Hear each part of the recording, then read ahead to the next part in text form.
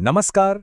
आज हम स्वयं प्रकाश जी की लिखी कहानी नहीं होना बीमार को इतने बढ़िया ढंग से समझेंगे ना कि परीक्षा में इससे जुड़ा कोई भी सवाल आ जाए, जवाब लिखने में जरा भी हिचकिचाहट नहीं होगी। तो चलिए कहानी में गोता लगाने से पहले जरा दिमाग की बत्ती जलाते हैं। कभी स्कूल न जाने का बहाना बनाया है? और बीमार होने में सबसे बढ़िया बात क्या लगती है? आराम। और सबसे जरूरी सवाल, एक गलत फैसला कितनी बड़ी मुसीबत बन सकता है? इन्हीं सवालों के जवाब में ना पूरी कहानी का राज छिपा है। कहानी का जो हीरो है हमारा बच्चा, वो एक बड़ी अजीब बात सोचता है। काश मैं बीमार होता। भला कोई ऐसा क्यों सोचेगा? है ना हैरान करने वाली बात। यही सवाल है जो इस पूरी कहानी का ताला खोलने वाला है। तो चलिए पता लगाते हैं। आज का हमारा सफर 5 कदमों में पूरा होगा। पहले देखेंगे कि बहाने का आइडिया आया कहां से। फिर जानेंगे कहानी की असली सच्चाई। कुछ नए और दमदार शब्द सीखेंगे। परीक्षा की पक्की तैयारी करेंगे और आखिर में समझेंगे इस पाठ की सबसे बड़ी सीख। तो पहला पड़ाव, बहाने का आइडिया। आखिर ये सारा खेल शुरू कैसे हुआ? देखिए, कहानी के हीरो ने अपने एक रिश्तेदार सुधाकर काका को अस्पताल में देखा। एकदम साफ सुथरा बिस्तर, शांत माहौल। उसे देखकर लगा, अरे वाह, बीमारों के भी क्या ठाठ होते हैं। बस दिन भर बिस्तर पर पड़े रहो और खाने को मिले गर्मा गर्म साबूदाने की खीर। बस यहीं से उसके दिमाग में बीमार पड़ने का एक जबरदस्त ख्याल घर कर गया। पर रुकिए, क्या उसे सच में वो ठाट बाट चाहिए थे? नहीं, असली वजह तो कुछ और ही थी। वजह थी होमवर्क। जी हाँ, होमवर्क अधूरा था और सजा का डर सता रहा था। तो बस दिमाग में एक बल्ब जला। सजा से बचने के लिए बीमार पड़ना, आज का दिन तो बिल्कुल परफेक्ट है। अब आते हैं दूसरे पड़ाव पर, कहानी का सच। देखते हैं कि उसका ये परफेक्ट प्लान असल में कितना काम आया। और एक्टिंग शुरू। वो रजाई में ऐसा दुबका रहा कि जब नानी जी उठाने आईं तो उसने अपनी शिकायतों की पूरी लिस्ट खोल दी। मेरा सिर दुख रहा है, पेट में भी बहुत दर्द है और मुझे ना बुखार भी लग रहा है। लेकिन जैसे ही उसका प्लान कामयाब होने लगा ना, उसे अकेलापन महसूस होने लगा। वो बेचारा बिस्तर पे लेटे लेटे बस आवाज़ों से अंदाज़ा लगा रहा था। अच्छा, अब मामा नहा कर निकलें। अब कुसुम मासी बस के लिए भाग रही होंगी। अरे मन्नू अपने जूते ढूंढ रहा है। और फिर सब चले गए। घर में एकदम सन्नाटा छा गया और वो रह गया बिल्कुल अकेला। पता है, उसकी उम्मीदों और असलियत में ज़मीन आसमान का फ़र्क था। उसने ख्वाब देखा था मज़ेदार साबूदाने की खीर का, पर हकीकत ने मिला कड़वा काढ़ा। उसने सोचा था दिन भर आराम करेगा, पर मिली जबरदस्त बोरियत और लेटे लेटे पीठ में दर्द।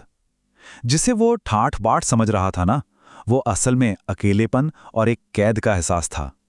और अब तक तो वो भूख, बोरियत और पछतावे से पूरी तरह भर चुका था। उसे पहली बार एहसास हुआ कि अरे, इस नकली बीमारी की कैद से तो अच्छा था कि स्कूल जाकर सजाई मिल जाती। और यही था कहानी का टर्निंग पॉइंट।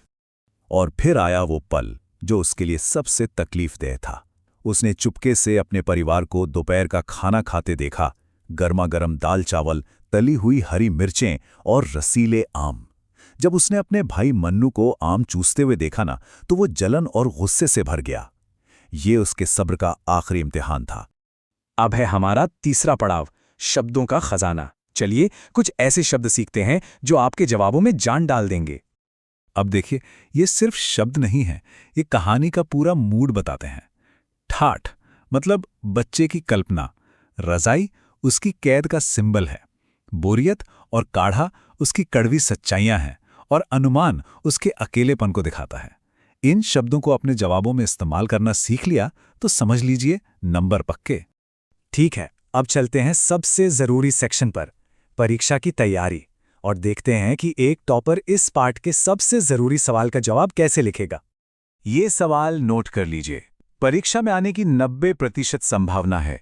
बच्चे की बीमारी का बहाना बनाने की योजना क्यों फेल हो गई और उसने इससे क्या सीखा। चलिए इसके परफेक्ट जवाब को डिकोड करते हैं। तो एक टॉपर का जवाब कैसा दिखता है? वो इसी फॉर्मेट को फॉलो करेगा। सबसे पहले इंट्रोडक्शन में साफ साफ बता दो कि बहाने का असली कारण क्या था। फिर 3 पॉइंट्स। पहला, अकेलेपन की हकीकत, यहां बोरियत और अनुमान जैसे शब्द जरूर इस्तेमाल करना। दूसरा, भूख की सच्चाई, कैसे ठाठ का सपना कड़वे काढ़े में बदल गया। और तीसरा, आज़ादी छिन जाने का एहसास। और आखिर में एक जबरदस्त निष्कर्ष कि उसकी प्लानिंग फेल क्यों हुई, क्योंकि नकली बीमारी की सज़ा स्कूल की सज़ा से कहीं कहीं ज़्यादा बड़ी निकली। ये है नंबर लाने का सबसे स्मार्ट तरीका। और अब हम आ गए हैं 5वें और आखिरी पड़ाव पर, पाठ की सीख। इस पूरी कहानी का सबसे ज़रूरी संदेश क्या है? चलिए फटाफट 1 मिनट में रिवाइज करते हैं। एक लड़का सजा से बचने के लिए बीमार होने का नाटक करता है। वो सोचता है कि बीमार होना तो ठाठ की जिंदगी है, लेकिन असलियत बिल्कुल उल्टी निकलती है। बोरियत, अकेलापन, कड़वी दवा और जबरदस्त भूख। उसे अपनी आज़ादी और दोस्तों की मस्ती याद आती है। परिवार को मज़े से खाना खाते देख उसे जलन होती है और आखिर में वो कसम खाता है कि अब कभी बीमारी का बहाना नहीं बनाएगा। तो इस सबसे बड़ी और ज़रूरी सीख क्या मिली?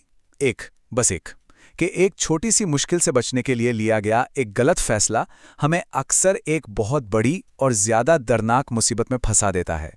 और अब ये सवाल हम सबके सोचने के लिए है।